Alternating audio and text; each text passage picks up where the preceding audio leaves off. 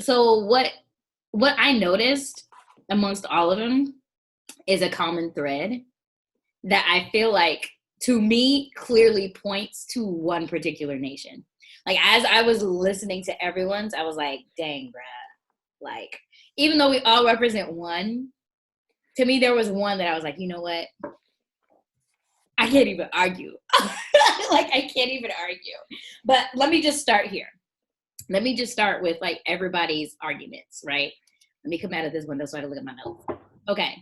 So, Faith, your arguments, so you were Earthbender. Black people had to endure everything from the get-go. Like, point blank, period. I roll. We've got to endure Monday on. Like,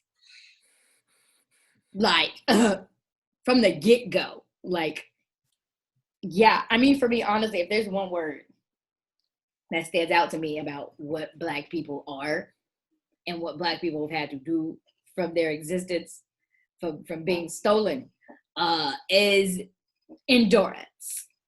The fact that we have been able to freaking survive and thrive, like that was one thing, Henry, that you said too in your video, thriving out here in these streets, despite all of the circumstances, is, people should be highly impressed with us. Every time, let me tell you something, every time I walk into a room, I expect applause. I also loved, oh my God, your reference to Toph. Holy freaking. Yeah, that was great. I never would have thought of that. Like, despite her circumstances, despite probably everything telling her she could never be as great as she can be because of her circumstances, she is the GOAT. Like, she is an innovator. Like, and I just love that. I love that because that so explains our story. Yeah. Like, despite all of the blockage and despite the redlining and despite the racism and despite the systems, we have found ways to innovate, to Henry's point of waterbending, and thrive out here in these streets and become the best. And become the best in so many different areas. That is so huge to me. Waterbending, holy crap. The whole adaptability aspect of it all. Did you cry? I cried. Did you cry? It's because everything feels so sensitive right now. Yeah. I agree. Yeah. That's actually why, at least in my video, I didn't even, like, I kind of typed out what I wanted to say, but then when I hit record, I was like, I'm just going to speak from the heart because I don't need notes to be able to relate something to the Black experience. Like, that's not a hard task. And I think it's very ironic that we chose this week. I mean, the date was already set in stone, but like, I don't know about y'all, but this week has been so brutal. Extreme. Why do you think I have this glass right now? That's fair. And it's just, like, I've alluded to it some on my Instagram, but like, I don't really have any sort of perspective to give. And I think what's been tough for me is that it's the exact same way I felt last year. Like last year around this time, I felt like really helpless and unable to give an answer. And so to be faced with that same sort of heaviness again and not have some sort of outlet for that, not to have some sort of overall perspective, that's really, really difficult. So anyway, I didn't mean to go that deep that quickly, but that's fine. Yeah. That's fine. It's been a deep week. It has. I was getting a little bit fired up when I was talking about the Water Tribe because one of the things that's been highlighted to me, at least about the Water Tribe, is that they have had to endure a lot. And unlike the Earth Nation, the Earth Nation pretty much stays intact in Avatar: The Last Airbender, and even, I mean, in Legend of Korra, they weren't threatened really. Yeah.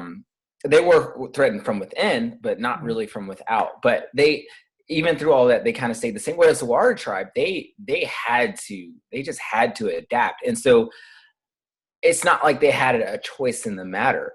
And that's kind of how I feel about, like, we as a people, we didn't have a choice but to adapt because circumstance dictated that we had to do that. So, and I can imagine being a member of the water tribe is an exhausting thing. And that's the exact same way I feel about being Black. Like, it's our reality, sure. Yeah. But I'd be lying if I said I didn't feel like I didn't feel like I'd be lying if I said I never felt exhausted. Like, to go off the rails a little bit. So the other day I had to get my car inspected. That's always an exciting time. Who doesn't love car? Like, you know what I want to do today? I really want to get my car inspected because that's how I get my excitement. So I go to the place to get my car inspected, and I had this older Black gentleman. He probably was, I don't know, 60. He was a little rough around the edges, but was really kind. So I had an issue with my car where he needed to, or he told me that I needed to get the light above my tags replaced. They were burnt out. I had no idea. I'm like, okay, great.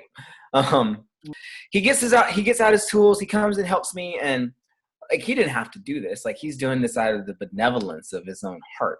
And come to find out, this guy was a soldier. But like, as he's leaving, as we're parting ways, he said something to me in a joking manner, but I also knew he was dead serious.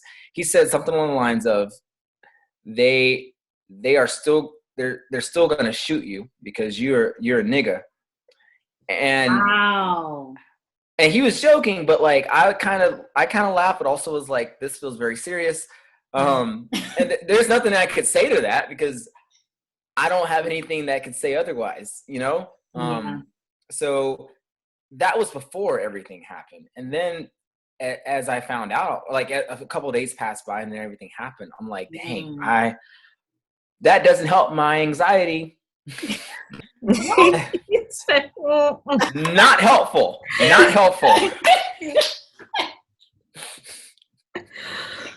I think that's what's frustrating. Like, no matter what you do, no matter how cooperative I think that I am and how nice of a person I think that I am, it doesn't really matter. And so, kind of relate that to this, I feel that way about the water tribe. Like, no matter what they do, they still are the ones that have to be adaptable. And I know that life isn't fair, but that feels that's an unfairness that we can relate to.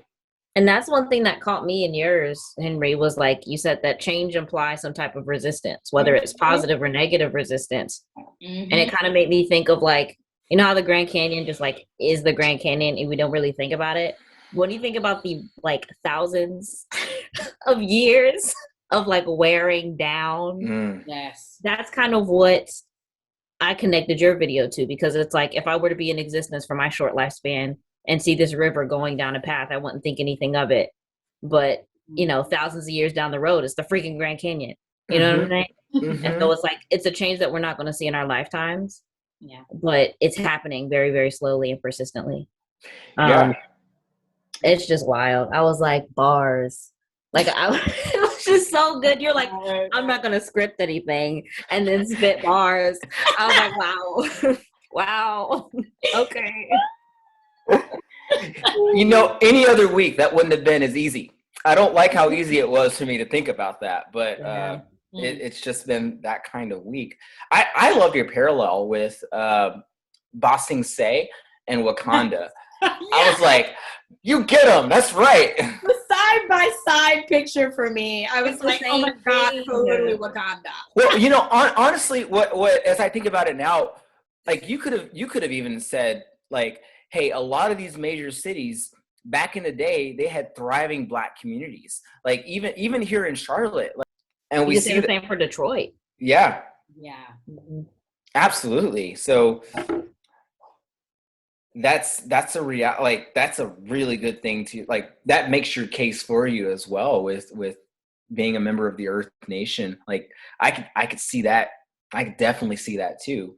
We've learned how to thrive. We've had thriving communities in the midst of times that were anything less than ideal, you know? So Yeah. And the fact that Black Wall Street was a thing and it was literally Yeah. burned down by fire, like the Fire Nation would do. Right. Fire Nation. Right. Wow. Notice how no one said Fire Nation. No one. That's white folk territory. Revisionist Right. history, oppression, white folk territory. Fire Absolutely Nation. not. Absolutely no doubt. Fire Nation. But no, for real though, I think that like with water and earth, it's kind of like where we are, but with air, it's like where we want to be. Yes. Yeah. Like looking at the focus on freedom and being able to detach, like that to me was also really cool because it's true. Like we literally have to laugh through stuff. Yeah. Detach. That was Or a we great wouldn't point. have endured or we wouldn't have changed without that detachment. So that was crazy to see. And like, I don't know if you saw, I added some spice to Christian's video. I just uploaded it. Oh, you did? I hadn't seen it yet. Yeah, it's in the drive now. Can you screen share it so we can watch it at the same time? Yeah. Let me go ahead and share my screen.